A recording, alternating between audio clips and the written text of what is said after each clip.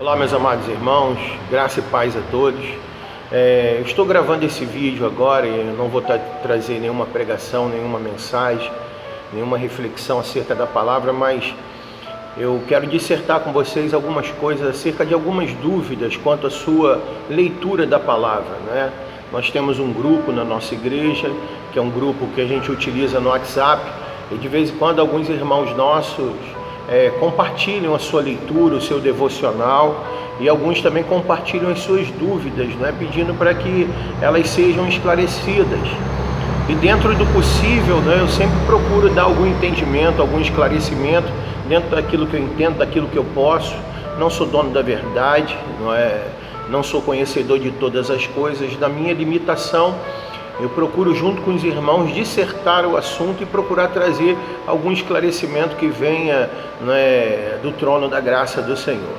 E eu quero nessa manhã, exatamente por conta de algumas dúvidas, eu quero, por exemplo, falar como é que você pode fazer, por exemplo, uma interpretação, do texto que você está lendo de uma forma correta, de você assimilar melhor aquilo que você está meditando na palavra do Senhor. Não somente assimilar, mas ter um maior entendimento.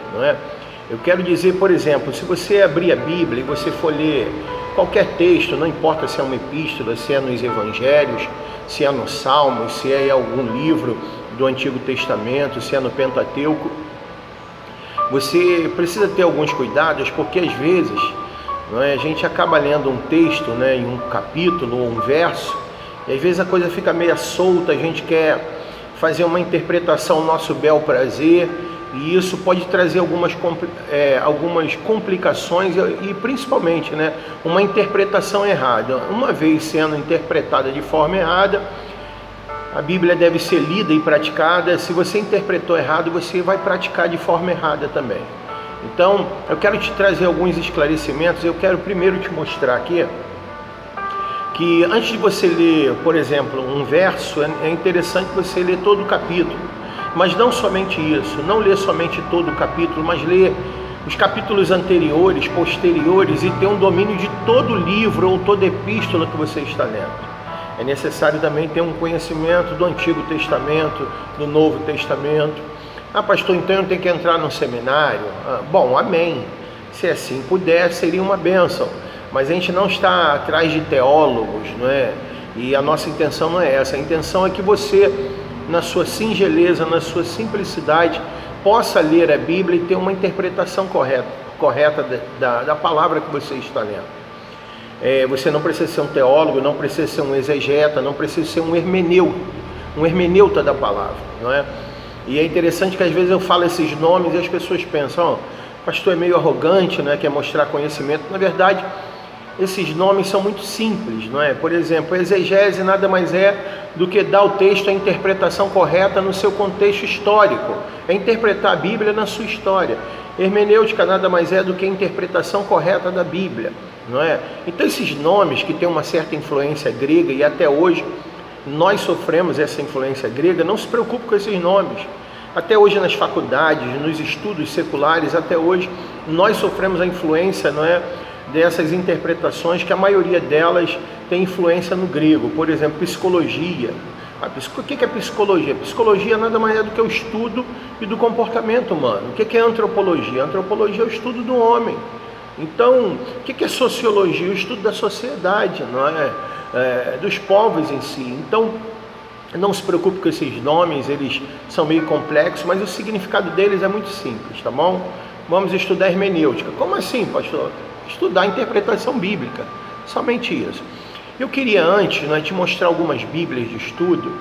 Eu não tenho como trazer todas, a maioria delas, algumas eu comprei e outras eu ganhei de presente, graças a Deus,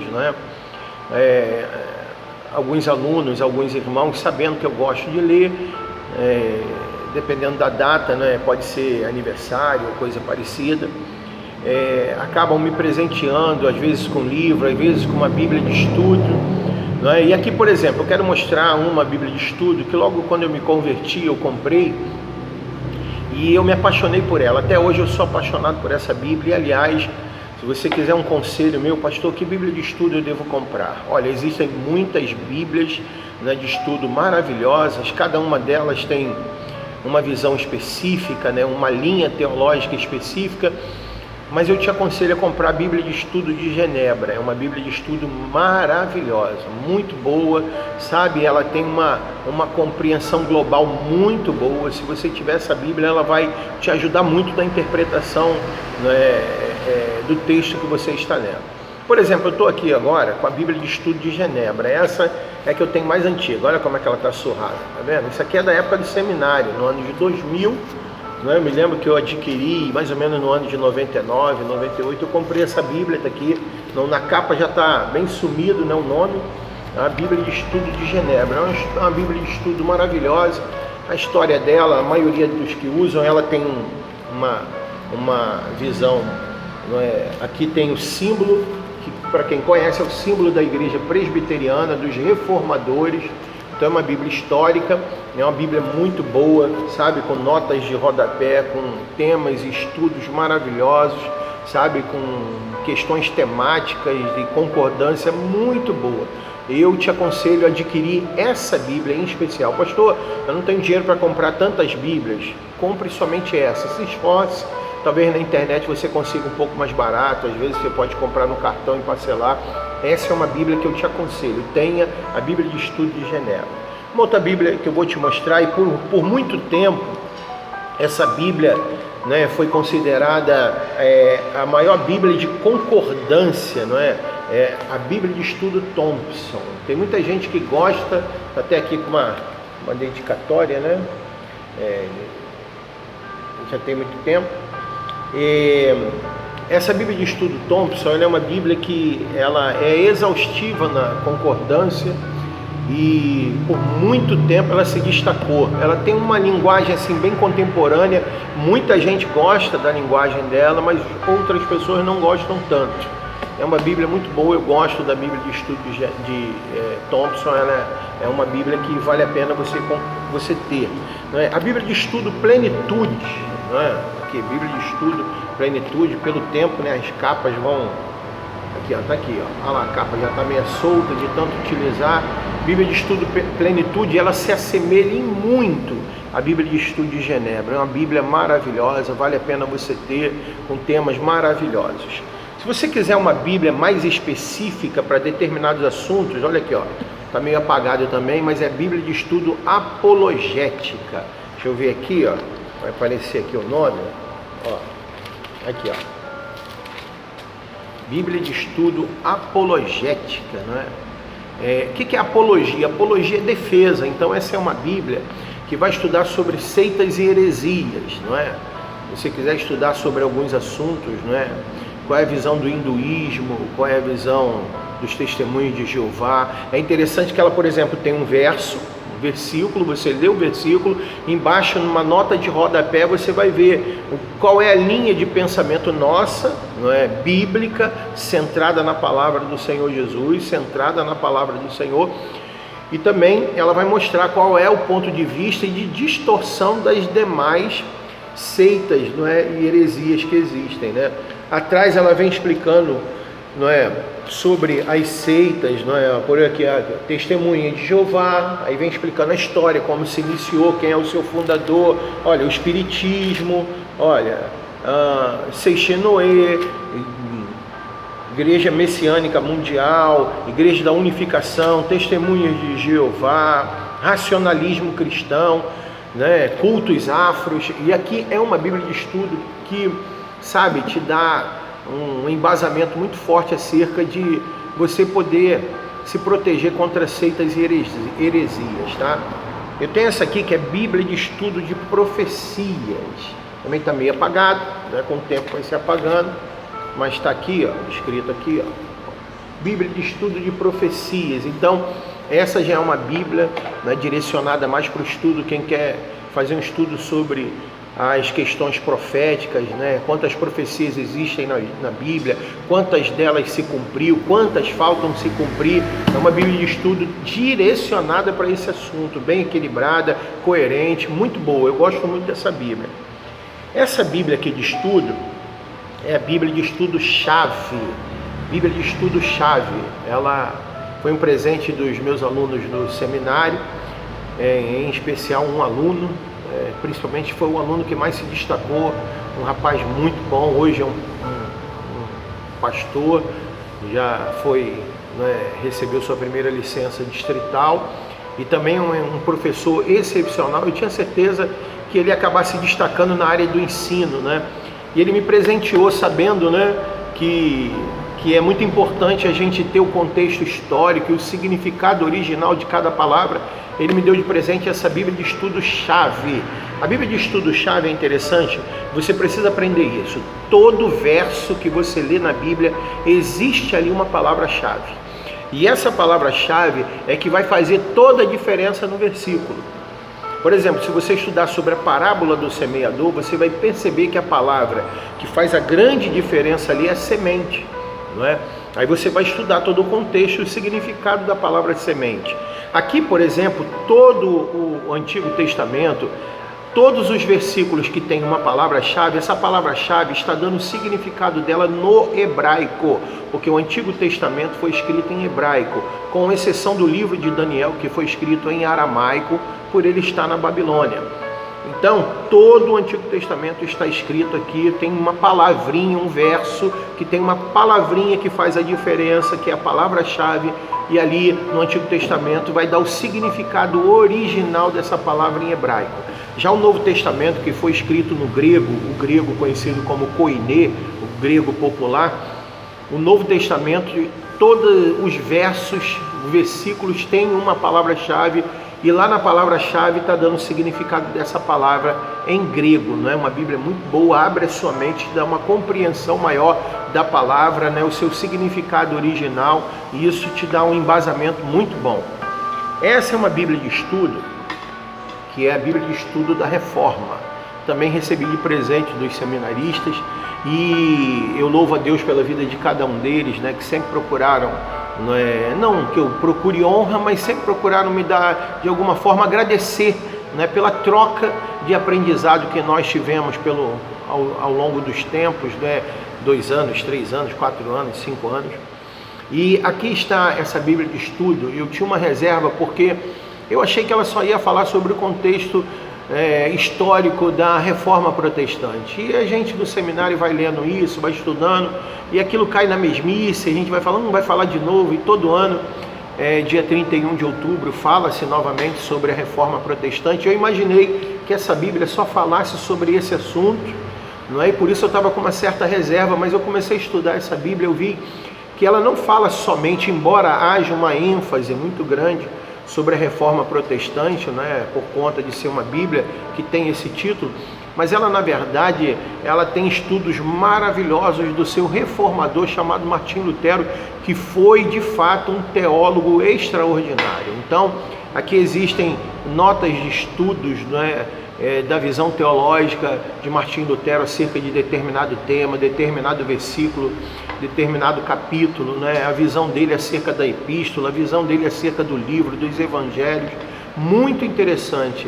Em cada texto, em cada verso, tem ali embaixo, algumas notas de rodapé, mostrando ali a visão, e a interpretação bíblica e teológica do teólogo Martim Lutero. Muito boa essa Bíblia. Agora, por que eu estou falando isso? Não é difícil você, antes de ler um versículo e de ler um capítulo, até mesmo de ler toda uma epístola, ou eu quero ler o Evangelho segundo Mateus, aí você vai ler, mas olha só, preste atenção. Eu peguei aqui uma Bíblia de estudo que talvez você, irmã, tenha em casa. Está aqui, Bíblia de estudo da mulher.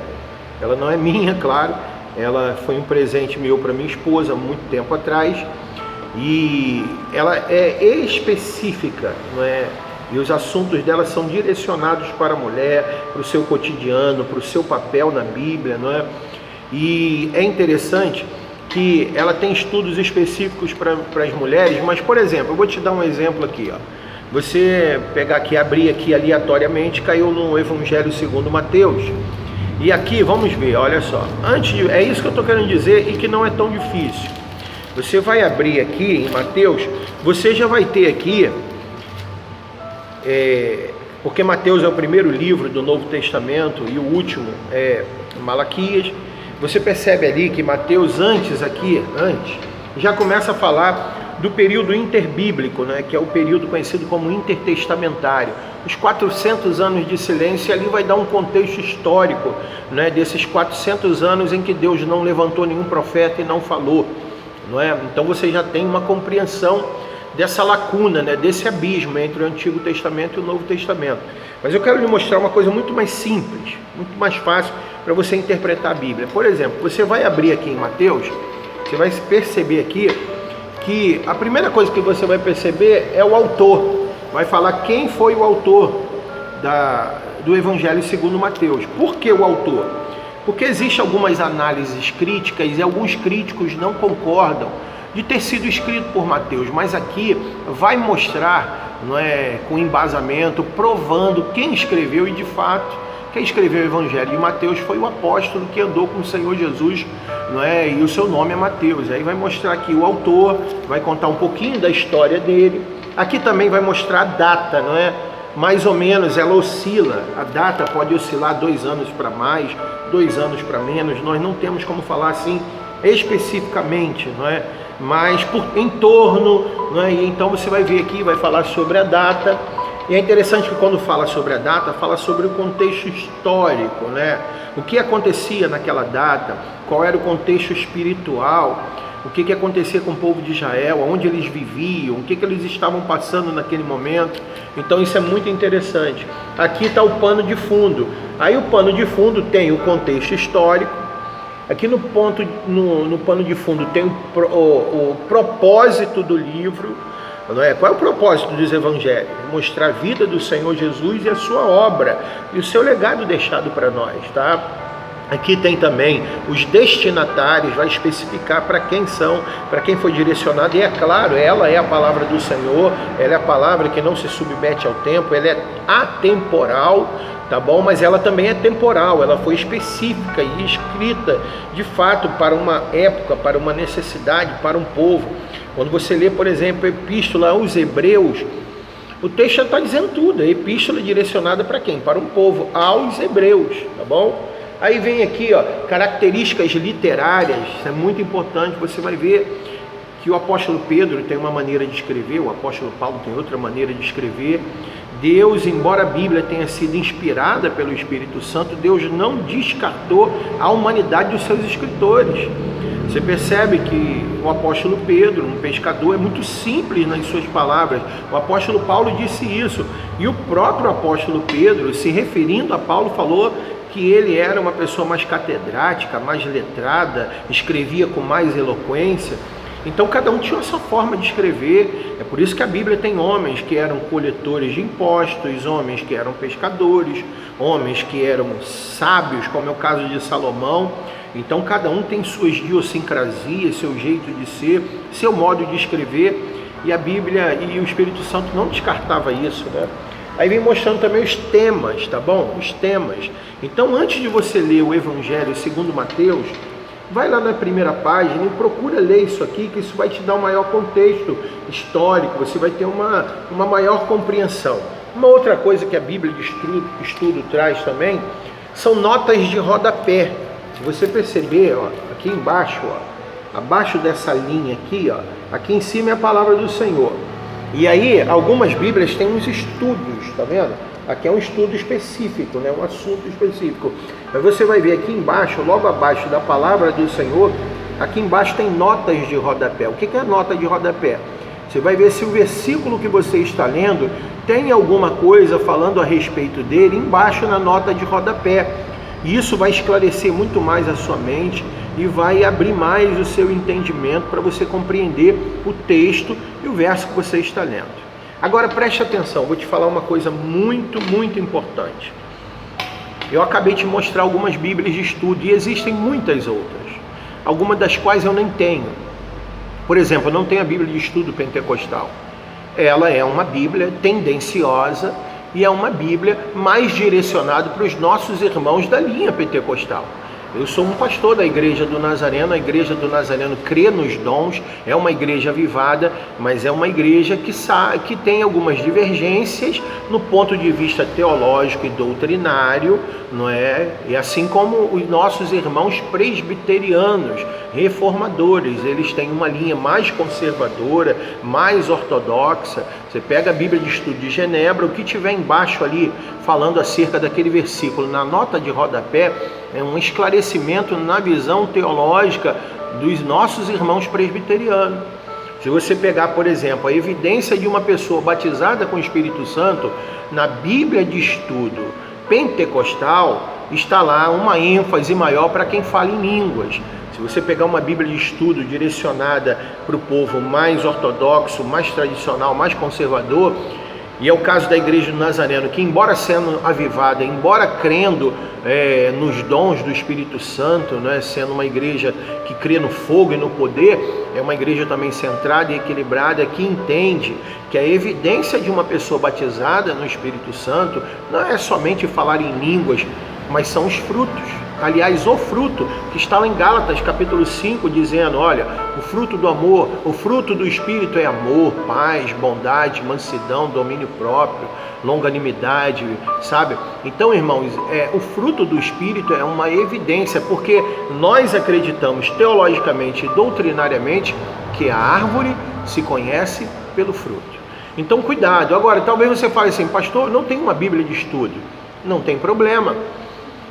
Você tem internet, você usa o WhatsApp, você usa Facebook, é só você chegar lá no Google, digitar, e antes de você ler, por exemplo, eu quero ler a Epístola aos Coríntios, então você vai lá, coloca no Google, coloca essa palavrinha, que ela é muito importante, introdução à Epístola aos Coríntios. Aí você vai ver a introdução e vai falar ali, vai mostrar tudo que tem numa Bíblia de estudo, tá? Agora, cuidado, porque você pode abrir uma página da Canção Nova, que é mais direcionada para os católicos. Você pode abrir uma página da Torre de Vigia, que é extremamente direcionada para os testemunhas de Jeová. Então você tem que ter cuidado quando você digitar introdução à Epístola aos Coríntios, que é o que você quer ler. Estou falando hipoteticamente, você pode botar lá introdução à Epístola aos Coríntios, vai aparecer inúmeras páginas e você tem que ter cuidado, você tem que filtrar tudo, porque tem muita coisa que você vai ler, pode ser uma heresia, pode ser uma visão, sabe, herética, pode ser uma visão de uma seita e pode distorcer muito o seu entendimento. Pegue de igrejas evangélicas, linhas da Igreja do Nazareno, linhas teológicas da Igreja Batista, sabe, presbiterianas, igrejas evangélicas, tá? Assembleias de Deus, não tem problema, você pega. Só tome cuidado com alguns assuntos, porque há uma divergência doutrinária em alguns temas e alguns assuntos, mas não há nenhuma heresia. Pode haver pontos de vista diferentes entre nós, evangélicos, mas somos da mesma igreja, fazemos parte do mesmo corpo, pertencemos ao mesmo Senhor Jesus Cristo, somos lavados e remidos no sangue do Cordeiro, então é o mesmo sangue, somos guiados pelo mesmo Espírito, que é o Espírito Santo de Deus. Mas claro, em alguns assuntos, acerca de divórcio, casamento, sabe? Então tem assuntos ali que você precisa ter um certo cuidado por conta da igreja onde você congrega, que tem uma linha doutrinária e uma linha teológica, tá bom? Então não esqueça, compre e adquira livros, sabe, bíblias de estudo, mas cuidado, todas elas são tendenciosas. Se você não tem uma bíblia de estudo, vai lá no Google, coloca introdução ao livro, a epístola, aos salmos, sabe, que você quer ler, coloca ali a introdução, mas cuidado com a página que você vai abrir, porque todas elas são tendenciosas, e espero que com esse esclarecimento você tenha prazer em ler a palavra, tenha prazer em crescer na graça e no conhecimento do nosso Senhor e Salvador Jesus Cristo. Tenha prazer em ser um obreiro aprovado que maneja bem a palavra da verdade e que não tem do que se envergonhar. Que Deus te abençoe, bom estudo, boa interpretação bíblica, uma interpretação coerente, uma interpretação que te dê crescimento espiritual em nome do Senhor Jesus. Um abraço a todos, graça e paz, querido.